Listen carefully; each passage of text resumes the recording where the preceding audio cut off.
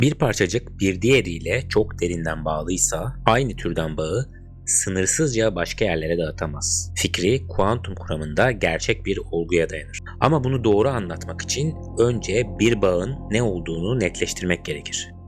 Çünkü korelasyon tek bir şey değildir. İki kişinin aynı anda aynı şeye inanması gibi klasik korelasyonlar kolayca kopyalanıp çoğaltılabilir. Buna karşılık kuantumda bazı korelasyon türleri, özellikle dolanıklık ve bazı durumlarda bel yerel olmayanlığı aynı özgürlükle paylaşılamaz.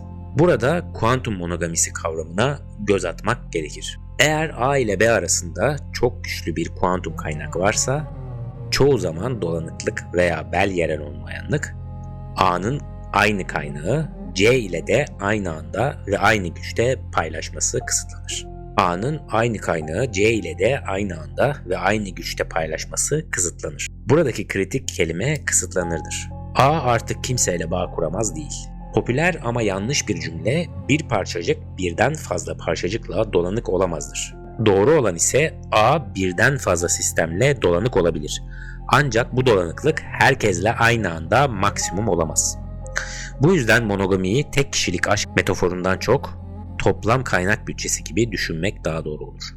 Bu noktada iki temel kuantum kaynağı ayırmak işe yarar. İki sistemin ortak kuantum durumu, her sistemin kendi yerel durumu artı sadece klasik olarak rastgelelik ile açıklanamıyorsa dolanıklık vardır. Basit sezgisel anlamda sistemleri ayrı ayrı tarif etmek yetmez. Birlikte tarif etmeniz gerekir. Dolanıklık kuantum bilgi işleminin teleportasyon, süper yoğun kodlama gibi temel yakıtıdır. Bel yerel olmayanlığı ise taraflar ölçüm yaptığında çıkan sonuçlar her şey önceden belirlenmiş yerel gizli değişkenlerle açıklanır diyen yerel gizli değişken modellerinin sınırlarını aşacak kadar güçlü ise, yani bir bel eşitsizliği ihlal ediliyorsa yerel olmayanlık vardır. Bu klasik yerel açıklama mümkün değil anlamında daha sert bir işarettir. Her dolanıklık bel ihlali üretmeyebilir. Gürültü, ölçüm seçimi, durumun tipi gibi. Bel ihlali görüyorsanız korelasyonun klasikçe üretilemeyeceğine dair çok güçlü bir kanıt elde edersiniz. Monogami fikri en net biçimde saf durumlar için görülür. Saf demek sistemin küresel durumunun tam bilgiyle tek bir kuantum durum vektörüyle tarif edilebilmesi demektir. Yani ortama karışıp bulanıklaşmış değildir.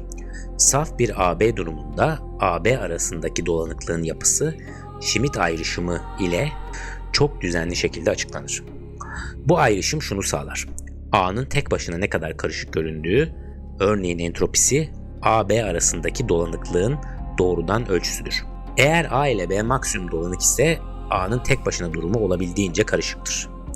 Sezgi şudur: A'nın karışıklığını açıklayan kuantum korelasyon zaten B ile harcanmışsa, A'nın aynı derecede bir korelasyonu bağımsız bir C ile kurması için aynı kapasite kalmaz.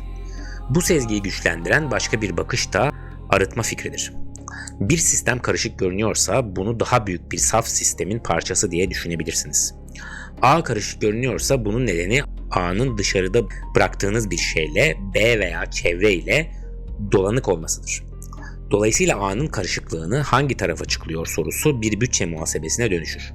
Karışıklığı B açıklıyorsa C ile aynı büyüklükte açıklama payı kalmayabilir. Bu bütçe fikrinin klasik nicel örneği 3 kübit için CKW monogami eşitsizliğidir.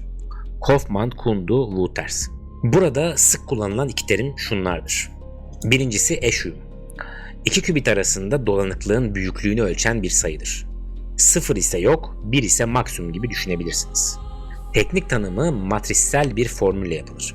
İkincisi ise tangle, yani eş uyumun karesi. Bazı monogami eşitsizlikleri kareli formda daha temiz çalıştığı için kullanılır. CKW tipi ifade kabaca şunu söyler: A'nın B ile ikili dolanıklığı artı A'nın C ile ikili dolanıklığı A'nın BC ile toplam dolanıklığını aşamaz. Yani A'nın B'ye ve C'ye aynı anda maksimum bağ vermesi matematiksel olarak sınırlandırılmıştır. Ancak önemli bir uyarı: monogami her dolanıklık ölçütü için aynı şekilde geçerli değildir. Bazı ölçüler için benzer eşitsizlikler çok daha zayıf olabilir veya farklı biçimde yazılır. Bu yüzden monogami evrensel bir formül değil, belirli ölçüler altında ortaya çıkan sınırlamalar ailesidir. Monogamiyi dolanıklığın tipi üzerinden de görmek mümkündür. 3 parçalı sistemlerde GHZ tipi durumlar, gerçek çok parçalı dolanıklık belirgindir. İkili alt parçalara baktığınızda bazı bağlar kırılgan olabilir. W tipi durumlarda ise ikili bağlar daha dayanıklı olabilir. Bir parça kaybolsa bile diğer ikisi arasında hala bir miktar dolanıklık kalmaktadır. Bu ayrım şunu öğretir: monogami eşittir hiç paylaşım yok değil. Paylaşımın şekli değişir ve gücü bütçelenir. Daha bilgi kuramsal ve birçok teknik özellik açısından iyi huylu bir dolanıklık ölçüsü olan sıkıştırılmış dolanıklık da burada önemlidir. Bu ölçü kuantum koşullu karşılıklı bilgi üzerinden tanımlanır. Koşullu karşılıklı bilgi basitçe A ile B arasında bilgi bağı varsa araya E diye bir ortam yardımcı sistem koyunca ne kadar kaldığı sorusudur. Bu soruyu niceller. Sıkıştırılmış olma fikri şudur: A ile B'nin bağını uygun bir E seçerek ne kadar sıkıştırıp azaltabiliyoruz. Bu ölçünün sevilen yanı bileşim altında iyi davranması ve pek çok yapısal eşitsizlikle uyumlu olmasıdır. Sıkıştırılmış dolanıklığın monogamik olması paylaşılabilirlik fikrini daha genel bir dilde yakalar. Bu da bizi K uzatılabilirlik kavramına getirir. Bir AB durumu K uzatılabilirse B'nin K kopyasına genişletilmiş bir büyük durumda her AB marjinali aynı görünür. Sezgisel olarak yaklaşırsak eğer bir durum çok uzatılabiliyorsa B'nin birçok kopyasıyla benzer ilişki kurabiliyor demektir. Bu da genellikle daha klasik, daha paylaşılabilir davranışlarla ilişkilendirilir. Güçlü kuantum kaynaklar ise bu tür paylaşılabilirlik testlerinde çabuk tükenir.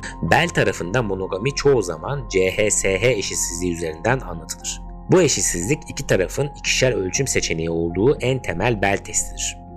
Klasik yerel kuramların geçemeyeceği bir üst sınır vardır.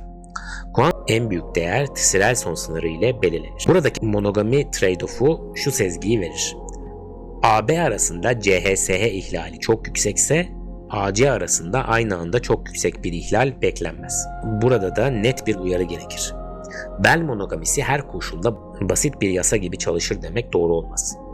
Daha çok taraflı senaryolarda farklı Bell eşitsizlikleri ve farklı ölçüm seçimleriyle bazı tek eşlik sezgileri zayıflayabilir. Literatürde poligami benzeri paylaşımlar tartışılır. Belirli eşitsizlikler ve belirli düzeneklerde güçlü trade-off'lar vardır. Genelleme yaparken şartları söylemek gerekir. Monogami ayrıca sürekli değişken Gauss sistemlerde de ilginç biçimde görünür. Bu dünyada durumlar genellikle modlarla tarif edilir. Gaussian durumlar ikinci momentlerle büyük ölçüde belirlenir. Yani kovaryans matrisiyle. Uygun ölçülerle Gaussian literatüründe kullanılan Continental monogami eşitsizlikleri yazılabilir. Ancak simetrik 3 modlu bazı Gaussian durumlarda hem ikili dolanıklığın hem de üçlü artık dolanıklığın büyük olabildiği, yani paylaşımın beklenenden cömert olabildiği raporlanır. Bu yine aynı mesajı verir: monogami mutlak yasak değil. Rejime ve ölçüye göre biçimlenen bütçe ilişkileridir. Peki bu bütçe ilişkilerinin kökü nedir? Kuantum bilginin kopyalanabilir bir madde gibi davranmaması.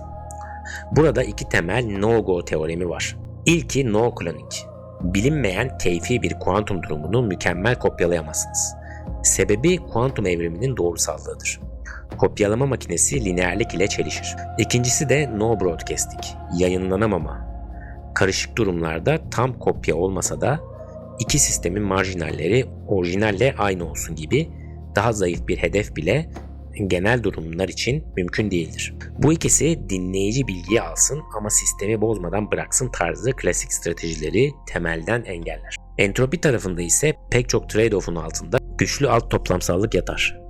Bu kuantum entropinin temel bir eşitsizliğidir ve pratikte koşullu karşılıklı bilginin negatif olmaması gibi yapısal gerçekleri garanti eder. Bu tür yapı taşları aynı anda her yerde maksimum korelasyon gibi taleplerin matematiksel olarak tutarsızlaşmasından neden olur. Bu resim kuantum anahtar dağıtımı QKD güvenliği ile doğrudan birleşir. QKD'nin amacı örneğin Alice ve Bob'un ortak gizli anahtar üretmesi ve Eve'in bunu anlamlı biçimde öğrenememesidir. Güvenlik iki ana mekanizma ile anlaşılır. İlkinde Eve bilgi almaya çalıştıkça sinyali kaçınılmaz biçimde bozar. Bu da hata oranını arttırır. Gözlenen hata oranından evin bilgi miktarı üstten sınırlandırılır. Ardından gizlilik yükseltmesiyle anahtar kısaltılıp sızıntı etkisizleştirilir. İkinci olarak Eckert tipi özellikle cihaz bağımsız QKD'de bel ihlali korelasyonların klasikçe açıklanamadığını gösterir ve bazı modellerde evin bilgi edinmesini nice olarak sınırlar. Bu sınır çoğunlukla Holevo bilgisi üzerinden ifade edilir. İhlal arttıkça EVE için izin verilen bilgi üst sınırı azalır. Ama burada da bilimsel temkin şart. Güvenlik iddiası yapılırken EVE'in saldırı modelini net söylemek gerekir. Sadece monogamiden güvenlik diye sunulan bazı yaklaşımlar örtük kısıtlara dayandığı için eleştirilmiştir. Yeni çerçevelerden biri dolanıklık monogamisi oyunlarıdır. Burada fikir şudur. Aynı testte iki taraflı senaryo ile üç taraflı senaryoda kazanma olasılığı arasındaki fark, üçüncü tarafın aynı anda aynı payı alamadığını niceller. Bazı cihaz bağımsız protokollerde bu fark doğrudan anahtar oranlarına çevrilebilir.